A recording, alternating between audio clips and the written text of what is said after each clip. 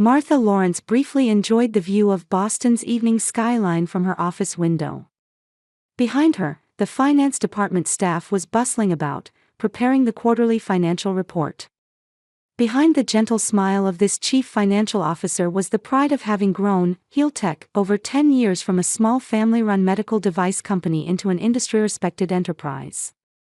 The phone rang, interrupting Martha's thoughts. The display showed Robert. She picked up the receiver with a warm smile. "I'll be done soon, about 30 minutes more," Martha answered, anticipating her husband's question. "Wonderful. Do you remember we have dinner plans tonight with Jason and Caroline?" Robert's voice always cheered her up. It was the voice Martha had first heard 10 years ago at a medical device exhibition. Back then, Robert was desperately trying to overcome the difficulties of a small family-run medical device company. "Of course I remember. The roast turkey and cranberry sauce that Caroline likes are all prepared," Martha replied. Can you imagine making $10,000 a month just from YouTube, all from home? That's exactly what I did with Reddit stories. No face, no voice. Check the link in the description if you're curious. Tonight was a formal dinner to welcome Caroline's fiancé Jason into the family. In the car heading home, Martha thought about her sister-in-law Caroline. Since marrying into the Lawrence family, her relationship with Caroline had always been complicated. Caroline had an MBA from Harvard and was knowledgeable about theories but lacked practical experience. She always whispered to her brother Robert, "I could do better," and made little effort to hide her subtle jealousy of Martha's achievements. When she arrived home, Robert was already opening a bottle of wine in the living room. "What time are Caroline and Jason coming?" Martha asked as she headed to the kitchen. "In about 15 minutes. Jason apparently has something to discuss," Robert answered, kissing Martha on the cheek. "As Caroline's fiancé, he seems to have some proposal." Martha frowned momentarily as she took the turkey out of the oven. Jason Coleman was a successful investor. He was a man who was always looking for opportunities. Since their engagement announcement, he had shown strong interest in the Lawrence family business. The doorbell rang, and Robert went to greet them. The sound of Caroline's high heels and Jason's deep laughter echoed in the hall. Martha. Caroline, dressed in a designer dress, gave Martha a light hug. The scent of her perfume filled the room. "How are you today?" "Busy as usual, I suppose." "Just the usual," Martha smiled in response. "I made your favorite cranberry sauce."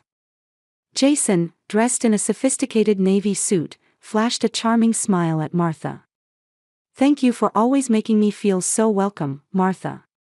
I truly feel like part of the family thanks to you." During dinner, the conversation naturally shifted to talk about the company. "Actually, I have a proposal," Jason began as dessert was being served. "With my marriage to Caroline, I'd like to invest in HealTech. I think with my connections, we could accelerate the company's growth even further." Robert's eyes lit up. "That's wonderful. Your experience and network would be a great asset to us." Martha quietly took a sip of wine. She was inwardly cautious but decided to show a cooperative attitude for the sake of her in-laws. "What kind of role are you thinking of?" "As a board member. And with an appropriate position for Caroline too," Jason answered. "I'd be fine with the marketing department, for now," Caroline smiled at Martha. Martha felt a moment of unease at what she sensed behind that smile. That night, in the bedroom, Robert spoke enthusiastically about Jason's proposal. "With his investment and connections, we can expand our new product lines sooner. We can also make use of Caroline's marketing knowledge." Martha just nodded. She had made many sacrifices for HealTech over the past 10 years. Building customer relationships, developing emergency response systems, and strengthening the financial foundation. These were seemingly mundane tasks on the surface but had become the true foundation of the company. However, her husband seemed to take these for granted, becoming captivated by Caroline's business school management theories. April in Boston was a season when the harshness of winter began to soften, and trees started to bud. At Helteka's office, the development project for a new blood glucose monitoring system, GlucoVision, was approaching its final stages. The success of this project was expected to be a crucial turning point that would determine the company's future. While checking the final application documents for the FDA, Martha spotted Caroline through the glass window of her office. She had just returned from wedding planning meetings. With an elegant scarf around her neck, she walked gracefully down the hallway. Caroline's wedding was 6 weeks away. "Martha, do you have a moment?" Robert knocked on her office door. His face showed signs of fatigue, but even more so, excitement. "Of course," Martha replied with a smile. "Did something happen?" "Jason is bringing new investors. They're interested in GlucoVision," Robert said breathlessly. "They want to see a prototype demonstration next week." Martha frowned. "Next week? But the prototype hasn't completed final testing yet. The R&D department said they need at least 2 more weeks. Couldn't they speed it up somehow?" Robert said, approaching her desk. "These investors are big names. If we get them on our side, the company's stock price will soar." Martha took a deep breath. She understood Robert's enthusiasm, but she also knew the importance of ensuring product quality and safety. "I'll talk to the R&D department. But understand that we can't skip quality control processes," she said. Robert patted her shoulder with a smile. "That's my Martha, always reliable." Before leaving the office, he turned at the door. "Oh, by the way, don't forget we have dinner tonight with Caroline and Jason's wedding planner." Martha checked her calendar. That appointment wasn't there. She quietly sighed.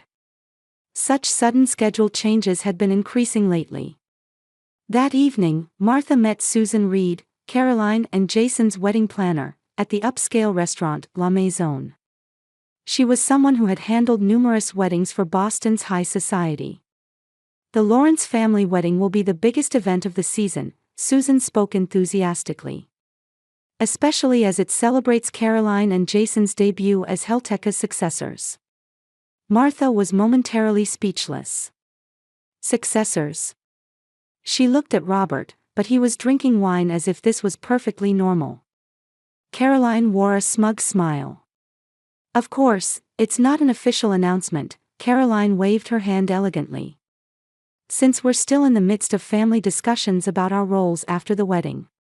Martha maintained her smile, but inside she felt growing anxiety. She and Robert had not yet had specific discussions about the company's future.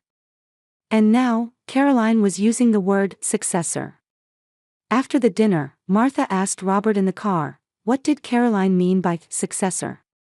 I thought we hadn't decided on the company's future management structure yet." Robert shrugged lightly. Caroline was just being a bit dramatic.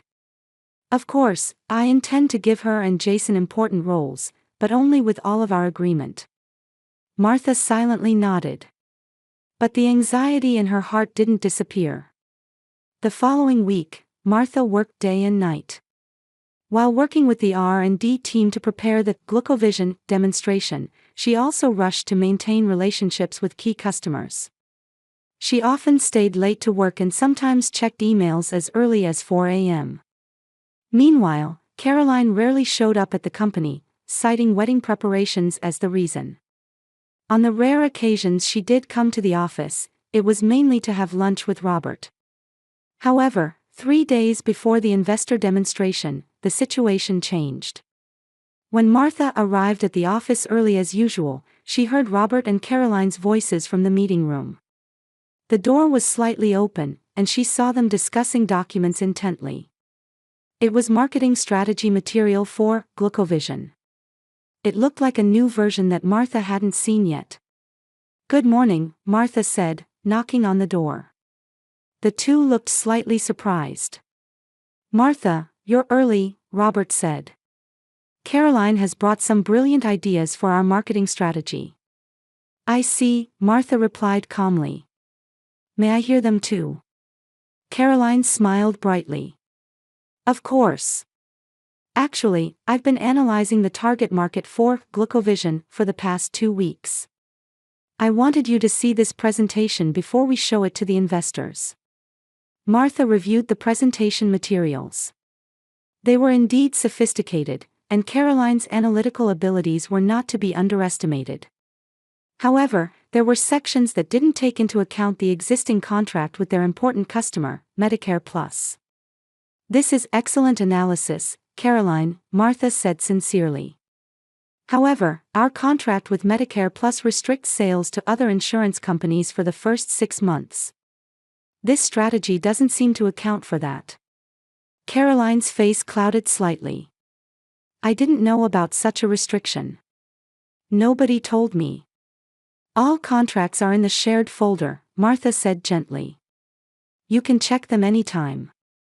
Robert, sensing the tension between them, changed the subject. Anyway, it seems the preparations for the investor demo are going well. Yes, the R&D team worked late last night, Martha replied.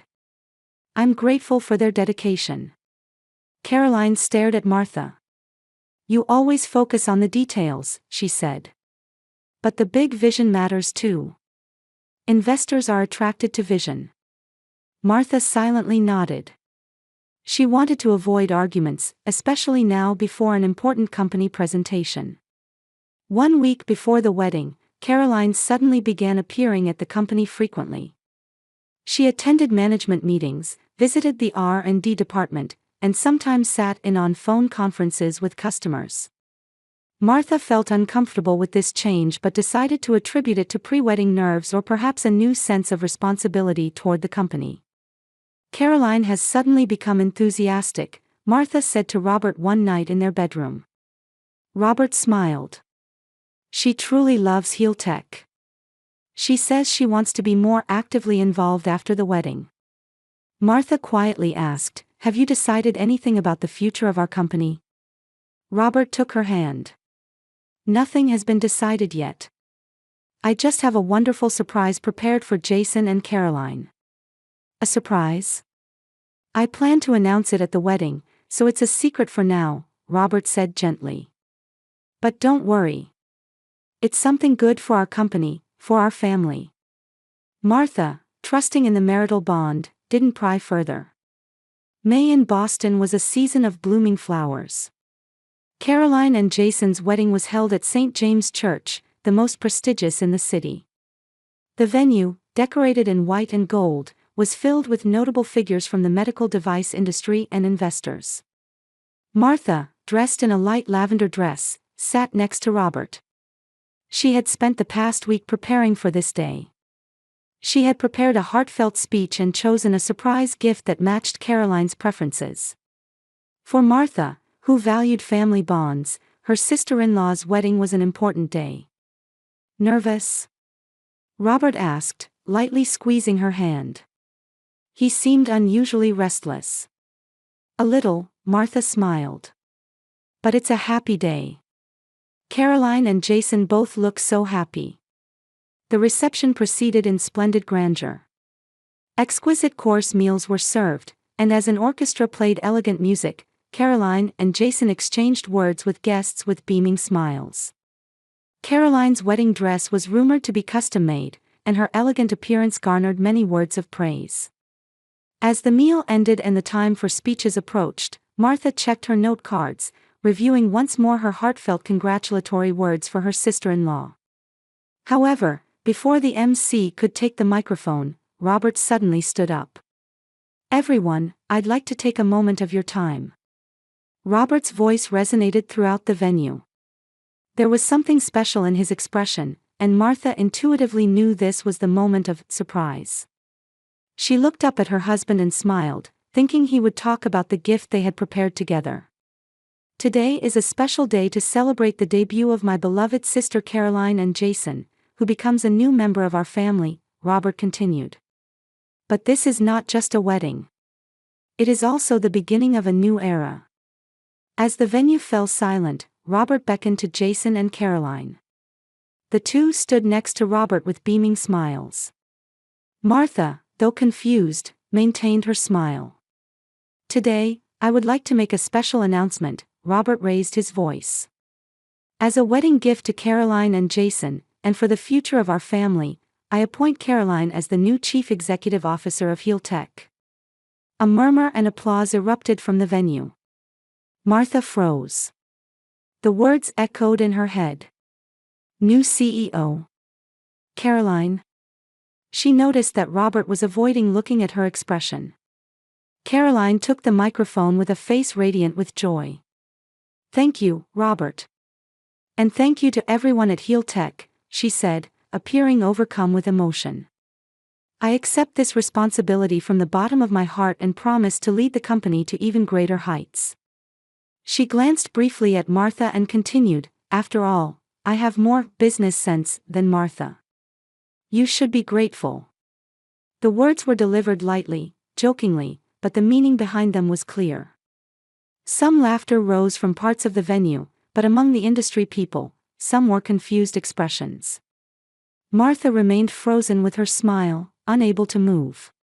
In her mind, the past 10 years of effort and dedication, late nights at the office, decisions in critical situations, and countless hours spent building the company's foundation flashed by like a slideshow. And Jason, as Chief Operating Officer, will join me in pioneering a new era for Heel Tech, Caroline continued. Martha will continue to watch over the finances as CFO. It wasn't a demotion. But it was clear to Martha.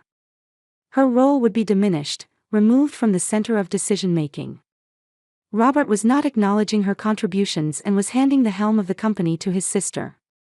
For the remainder of the reception, Martha maintained a professional smile.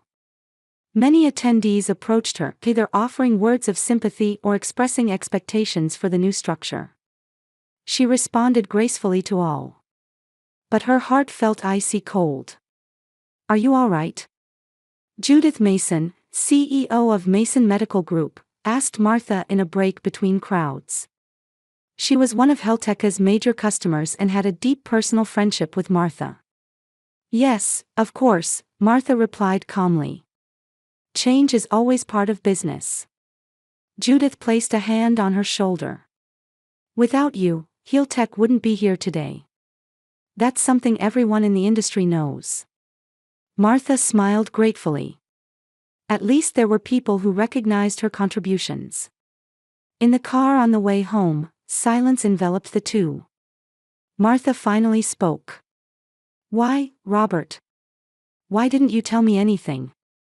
Her voice was quiet, but there was an unwavering strength beneath it.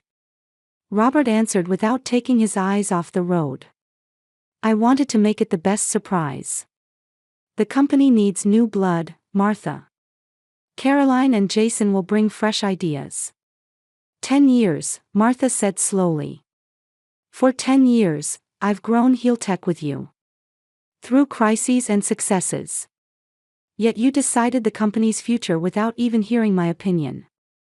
You're still the CFO, so there shouldn't be a problem, Robert said, sounding slightly irritated.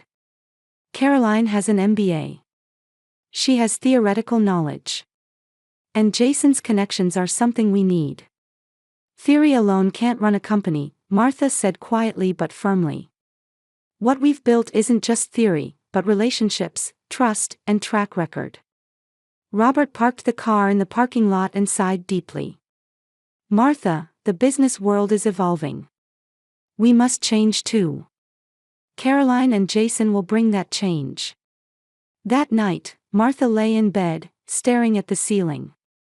Her heart was deeply wounded by the fact that 10 years of effort had been ignored in an instant. Her husband slept peacefully beside her, but her heart was turbulent like a storm. Martha quietly got up and went to her study.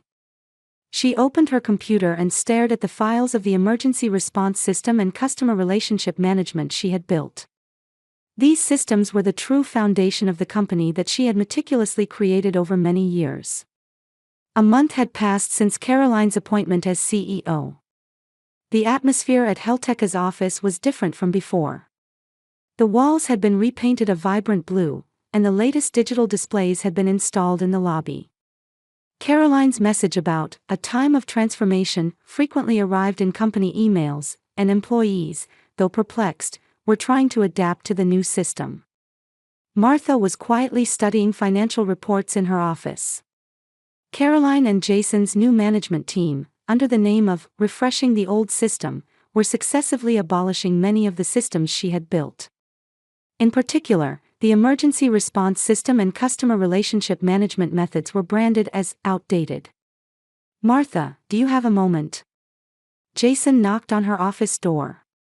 His face was filled with confidence from his new position as the CEO's brother-in-law. "Please," Martha answered calmly. "We got a call from Medicare Plus," Jason said, looking a bit anxious. "They're saying they want to reduce the order quantity for GlucoVision. Do you know anything about this?" Martha took a deep breath. Medicare Plus was one of Helteka's largest customers, with a trust relationship she had built over 10 years. Her practice of always giving the contact person an individual explanation before a new product release had been judged inefficient by Caroline and discontinued. "I warned about this at last week's marketing meeting," she answered calmly. Medicare Plus expects detailed explanations about new products in advance. Without that, they take a cautious stance. Jason frowned. "That's the old way. We're promoting efficiency. A mass press release should be sufficient. Human relationships are the foundation of business," Martha said quietly.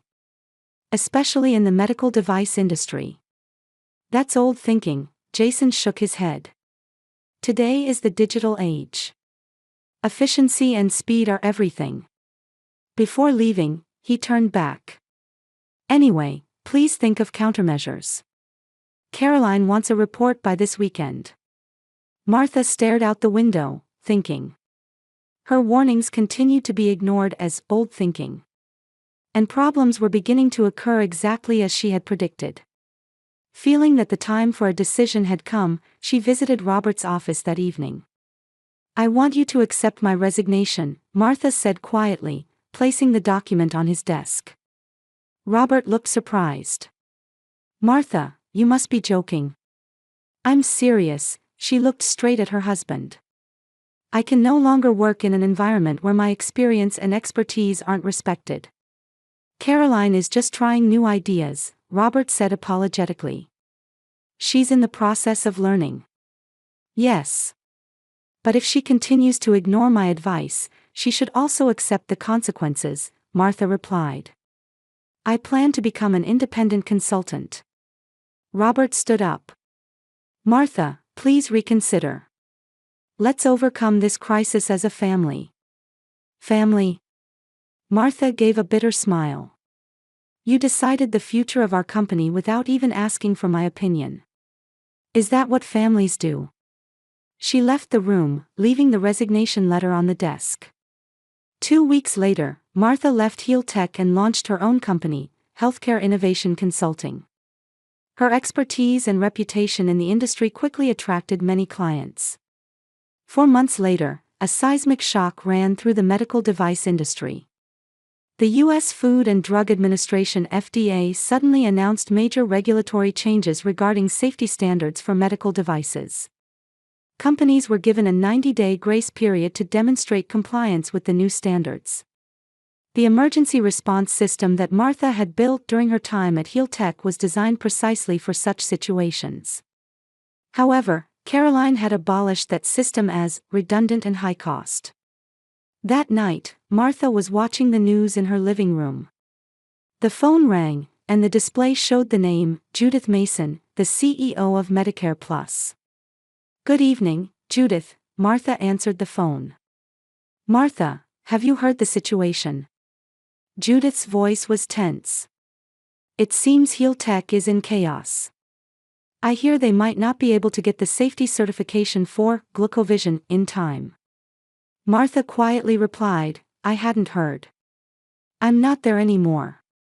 "That's right," Judith continued. "Actually, we're looking to review our contract with Helteka. The relationship with the new management isn't going well. We're interested in your consulting services." Martha calmly accepted the proposal. She showed no joy, but inwardly felt a quiet satisfaction that her value was being recognized. 3 weeks after the regulatory change, Helteka's stock price had plummeted. Major customers were successively terminating contracts, and the release of GlucoVision was indefinitely postponed. Caroline and Jason's efficiency strategy had exposed a fatal weakness: the lack of crisis response capability. On a rainy Friday evening, there was a knock on Martha's office door. When she opened it, Robert and Caroline were standing there. Both looked exhausted. "May we come in?" Robert quietly asked. Martha showed them to the living room. They sat on the sofa, and silence ensued for a while. "Martha, we need help," Caroline finally spoke. The arrogance was gone from her voice. "The company is on the verge of collapse. We can't handle it by ourselves." "There must have been something you knew," Robert looked into her eyes. "Please save the company." Martha stared at the two. There was no anger in her eyes, only a quiet determination. "Why are you asking me?" she asked. "Aren't I someone with old thinking?" Caroline lowered her face. "I was wrong. I only understood theories learned in my MBA and didn't understand how actual business works." "Martha," Robert tried to take her hand, but she gently avoided it. "Without you, Heltec doesn't exist. Now, I painfully understand that." Martha slowly stood up and looked out the window. The rain was intensifying. In her heart, various emotions were intertwined: anger, satisfaction, and a strange calmness. She turned and faced the two. "I have conditions. Restore me as CEO, and learn what being a true family means," Martha said quietly but firmly. "These are my conditions." 3 weeks after that night's conversation, an emergency board meeting was held at Heltec. Martha's return and appointment as CEO were unanimously approved. She calmly entered the meeting room and returned to her former office. Caroline's slogan, "Time for Transformation," that had been hanging on the wall had been removed. Under Martha's guidance, the company began to show signs of recovery. First, she reintroduced the emergency response system she had built and began repairing relationships with customers. After many hours of overtime and emergency meetings, a plan to respond to the FDA's new regulations was developed. Caroline was reassigned as the head of the marketing department. At first, she showed confusion at this demotion, but gradually began to discover that her true talent lay in marketing strategy. By combining theoretical knowledge with creativity, she was truly beginning to shine in that field. "This was where I belonged," Caroline quietly confessed to Martha after a project success. "In pursuing titles, I had lost sight of what I truly enjoyed." Jason remained a board member, supporting investment strategies from the outside. His network and investment expertise, when utilized in the appropriate position, began to bring true value to the company. By the time 6 months had passed, Helteka's reputation in the industry was gradually recovering, and preparations for the release of GlucoVision had resumed. Under Martha's leadership, the company had become stronger and more efficient than before. One quiet night, Robert visited Martha's home office. His eyes showed deep regret and respect. "I'm truly sorry," he spoke from the heart. "I was blinded by the appearance of success and lost sight of true value. I took your contributions for granted and pursued only the new." Martha stared at him intently. The wounds in her heart weren't completely healed yet, but she felt that a path to forgiveness had opened. "I've learned something, Robert," she said quietly. "True family isn't about blood ties or titles. It's about respecting each other and supporting one another. And recognizing and utilizing each other's strengths." Those words deeply penetrated Robert's heart. He silently nodded. A year later, Heltec had completely recovered its position in the industry and was achieving further growth. The atmosphere within the company had also changed, creating an environment where each person could demonstrate their talents. Caroline had humbly learned from Martha and had become able to acknowledge her own mistakes. She and Jason were working in positions that leveraged their true strengths in marketing and investment, understanding the importance of being evaluated on ability rather than superficial titles. On Christmas night, at the Lawrence family gathering, Martha looked around at the family surrounding the table. A true bond had been born there. By overcoming difficulties and recognizing each other's value, they had become a stronger family. "Let's make a toast," Martha raised her glass. "To new beginnings." As everyone raised their glasses, tears of gratitude glistened in Caroline's eyes.